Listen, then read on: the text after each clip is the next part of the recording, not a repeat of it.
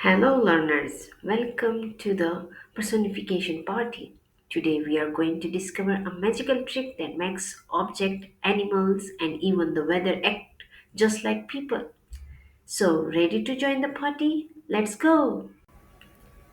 Personification means giving human qualities to things that are not human. It's like saying your pencil can dance or your book can sing. Now, here is a challenge for you. Look around your room. If your toy could talk right now, what would it say?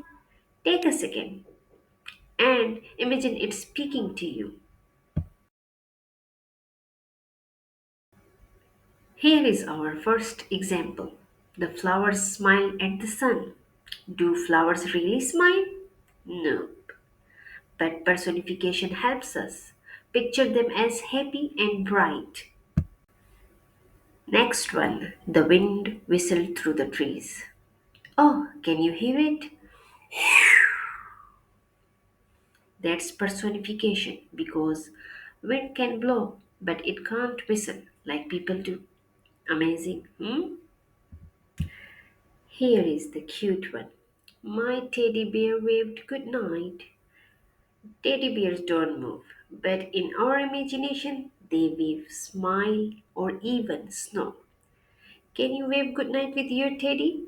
Go on, give it a try. Okay, now it's game time. I'll read a sentence and you shout out yes if it is personification or no if it is not. Here we go. The angry storm pounded on the roof. What do you think?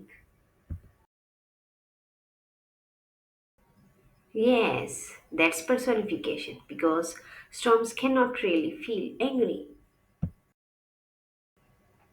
Here is the next one. The cat slept on the mat. Is that personification? No, that's just a real cat being lazy, not pretending to be human. Easy peasy.